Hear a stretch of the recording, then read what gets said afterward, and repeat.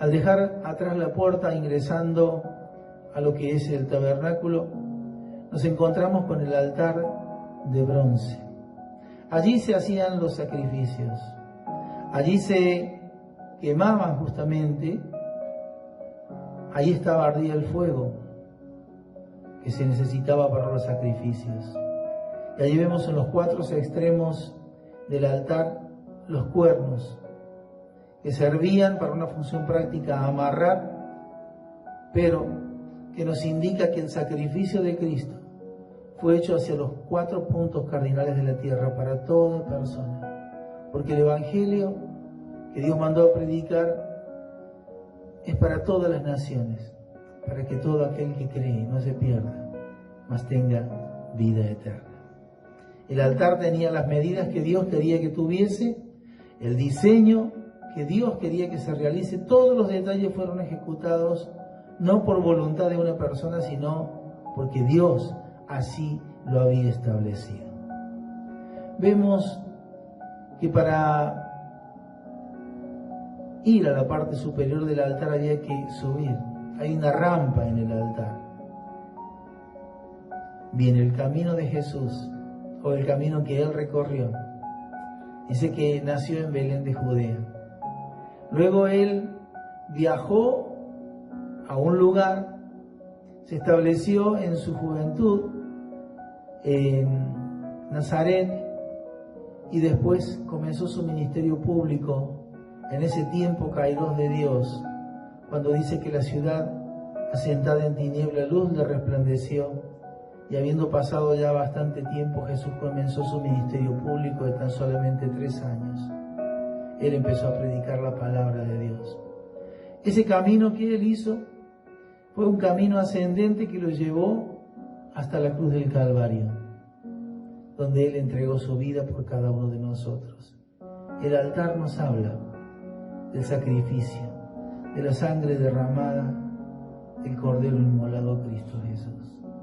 Juan lo dijo y no se equivocó: aquí el Cordero de Dios que quita el pecado del mundo. Sin esa sangre que en ese lugar se obtenía, no calificaba el sacerdote para poder llegar al lugar santísimo, porque en el lugar santísimo se tenía que derramar parte de esa sangre. Si continuamos avanzando, dejamos atrás lo que es el altar de bronce, nos encontramos con la fuente de bronce. La fuente de bronce se construyó con la donación de los adornos de las mujeres. Cuando Dios hizo que ellos salieran de Egipto, puso el que hallen gracia a las mujeres, en las mujeres egipcias, y ellos se despojaron de muchas de sus cosas, de sus joyas, de sus alhajas, y las entregaron. Parte de todo eso fue utilizado para la construcción de este elemento tan importante, la fuente de bronce, donde se contenía el agua para la purificación, para todo el ceremonial. Nos habla de la palabra de Dios. Jesús le dice a sus discípulos: ustedes están limpios por la palabra que yo les he dado. La palabra de Dios, la Biblia nos enseña que es como jabón de lavador. También dice: ¿con qué limpiará el joven su camino? Justamente con la palabra de Dios. Es la palabra de Dios la que, cuando nosotros le conocemos a Él, conocemos su palabra, y su palabra nos enseña cómo debemos vivir, y nuestra vida empieza a manifestar ese cambio, porque Dios quiere que seamos santos como es Él. Porque un Dios santo quiere que sus hijos vivan en santidad, porque sin santidad nadie verá a Dios. Y lo que Dios pide lo podemos hacer, porque Él nos da todos los recursos necesarios para vivir, para que nosotros por la fe lo tomemos en nuestras vidas. Seguimos avanzando. Seguimos por el atrio. El cielo es como techo. Todo lo que es el mobiliario que estamos viendo ahora nos lleva a dejar atrás la fuente de bronce, y estamos parados frente a estas columnas que sostienen un cortinado, y que se encuentra cubierto por un techo. Ese techo, de color oscuro, visto desde afuera, contrastaba con el blanco resplandeciente de todo el cortinado exterior del tabernáculo. Mencionaba que el blanco resplandeciente nos habla de la pureza y de la santidad, pero el color oscuro que se contrastaba nos habla de la obra de pecado, de la que nosotros fuimos limpios por la sangre de Cristo. Entonces, cuando alguien miraba desde afuera, miraba ese blanco resplandeciente que hablaba de pureza, pero miraba el techo de ese lugar santo y lugar santísimo, y miraba el contraste, el color oscuro de todo eso, y le recordaba del pecado, ese pecado que Dios no quiere que se establezca en nuestro corazón, porque es justamente el pecado, la desobediencia a Dios, lo que nos separa de Dios.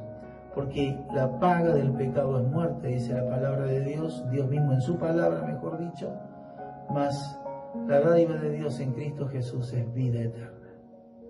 Bien, ingresamos en este lugar, que vuelvo a decir, está separado del resto por estos cortinados.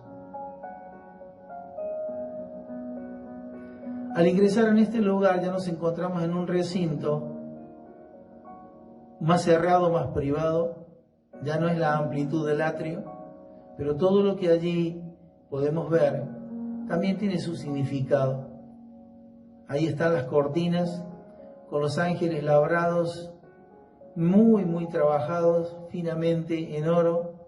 Podemos ver las columnas y esas placas también cubiertas en oro que encierran y le dan forma a ese lugar. Allí tenemos elementos como lo que vamos a ver ahora.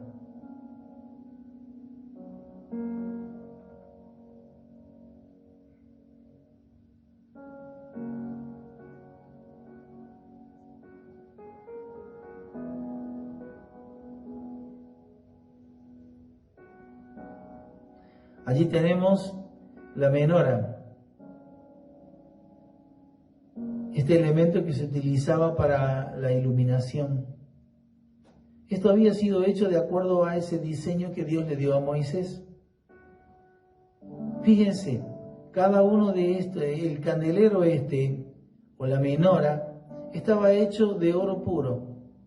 Dice, confeccionado a martillo, era una sola pieza, una obra de artesanía, de alta ingeniería. Quienes construyeron esto debían ser personas a quien Dios le había capacitado más allá de las habilidades que tenían en forma natural. Dice el capítulo 31, nos cuenta que Dios escogió a Bezaleel, hijo de Uri de la tribu de Judá, para construir el tabernáculo, incluida la menora de 7 brazos.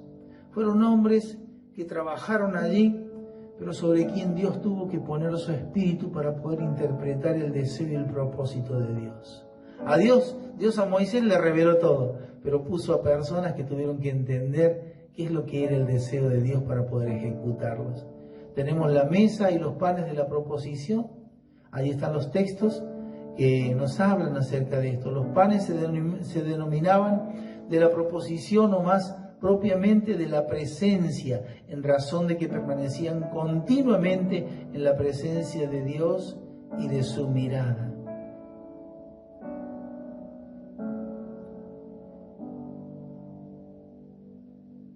El altar del incienso. Dios había ordenado cómo construir este lugar, y allí se quemaría el incienso. Dice, este altar también hecho de madera de acacia, daba las medidas de altura, del ancho, todo, absolutamente cada detalle puesto por Dios para que así se ejecute. Vuelvo a decir, Dios dice cómo serán hechas todas las cosas, porque Él sabe, porque Él es perfecto. Prueba de esto es la creación misma. Dios dijo, sea hecha la luz, y la luz fue hecha. Y así por orden de Dios fueron hechas todas las cosas. Hay una garantía en el hacer de Dios. Y Dios está haciendo en tu vida, en mi vida, en la vida de todos nosotros y de todos aquellos que dejan que las vidas sean tratadas por la mano de Dios. Bien, mencionamos entonces que en este lugar Es el lugar donde ingresaba el sacerdote, el lugar santo, que nos lleva a otro lugar que está también vedado de la vista común del sacerdote y de las demás personas. En ese lugar, que ahora lo vemos, no hay luz artificial.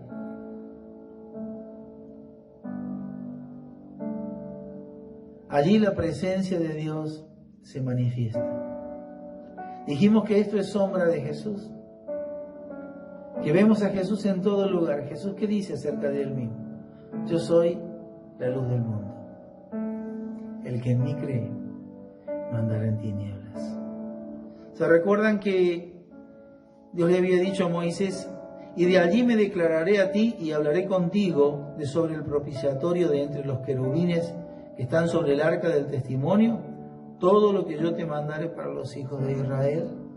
Allí en este lugar, sobre el arca, en el propiciatorio, donde están los querubines, en el centro mismo de este lugar, allí era donde el sacerdote derramaba la sangre que se obtenía del sacrificio en el altar. Esa sangre que se derramaba en ese lugar donde la presencia de Dios se manifestaba, fíjense allí en la mesa, tiene una barandilla para que la sangre no se derrame y caiga al piso. La sangre de Cristo no se derrama inútilmente.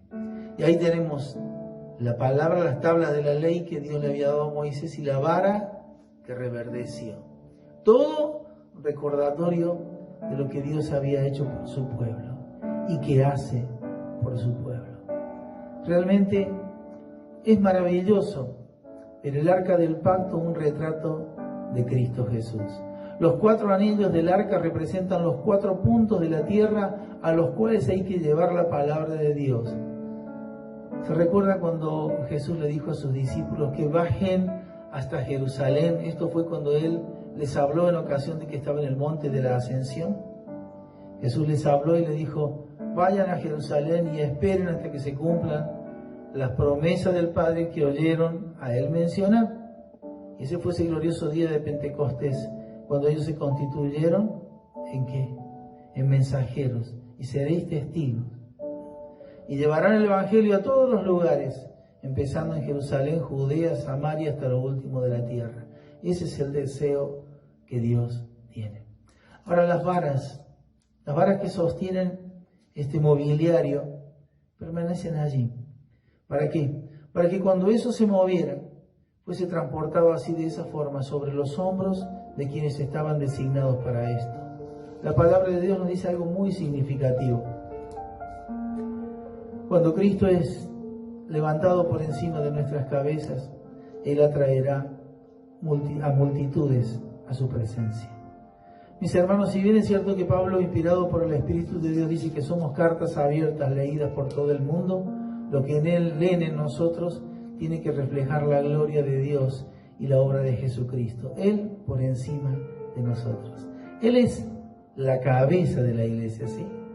Él es el que tiene que ser visto. Y nosotros, en nuestro peregrinar diario, debemos tener muy en cuenta todo esto para que cumplamos con las cosas que Dios nos ha dicho. Vamos caminando hacia nuestra Jerusalén celestial, llevando el nombre de Cristo Jesús y proclamándolo a los 4 puntos cardinales de la tierra. Dios de esta manera se estableció en medio de su pueblo a través del tabernáculo. Ese Dios tan grande, a quien David le quería construir el templo, y Dios le decía: pero si la tierra es estrado de mis pies, ¿cómo me vas a construir un templo? Decidió habitar en ese templo, hecho por manos de hombre, pero bajo la guía de Dios, en ese tabernáculo que los acompañó en todo el desierto, donde Dios mostró su amor y su misericordia. Todo lo que Dios hace por cada uno de nosotros nos habla de ese amor que Él tiene. Dice la palabra de Dios que cuando una persona se arrepiente y recibe a Cristo como el Señor de su vida, hay una fiesta en el cielo. El corazón de Dios se alegra. La palabra de Dios dice que Jesús vino a la tierra no a condenar, sino que Él vino a salvar. Y esto es lo que está en el corazón de Dios. que cada uno de nosotros podamos en la tranquilidad de nuestro hogar, utilizando esto que estamos viendo, hacer un recordatorio, marcar y remarcar la obra de Cristo en nuestra vida, porque su presencia es real, porque su presencia es verdadera, porque usted y yo necesitamos cada día refrescar esto que viene de Dios, no dejarlo como una historia que ya no me es útil, sino que la presencia de Dios es tan real como lo fue para su pueblo. Ese pueblo que necesitó cada mañana, al levantarse, saber que Dios estaba con ellos. ¿Saben por qué? Porque las tiendas en las que ellos vivían, cuando comenzaban una jornada, al salir de ellas lo primero que miraban era el tabernáculo. Y el tabernáculo era sinónimo de presencia de Dios. Y ese tabernáculo les hablaba en silencio cuando les mostraba la blancura que es la santidad de Dios. Y les decía que para ingresar en ese lugar hay una puerta, y esa puerta es Jesucristo. Y también les recordaba de las obras del pecado en el contraste del techo que emergía por encima de todo ese tabernáculo. Que Dios continúe llevándonos de su mano a través de su palabra, inspirándolo con el Espíritu Santo, y que ponga en nosotros la debida atención y voluntad para poder con todo respeto ver esto tan hermoso, y seguramente que Dios ampliará esto en su vida, en su corazón. Luego vamos a ver otras cosas más inherentes al mobiliario, a la vestimenta, al sacerdote, para conocer más de Dios. Aprovechemos de este tiempo que tenemos en familia para ahondar nuestra relación con Dios, para mejorarla, para que seamos hijos de Dios, que llevamos la gloria de Dios en todo lugar donde estamos. Dios les bendiga.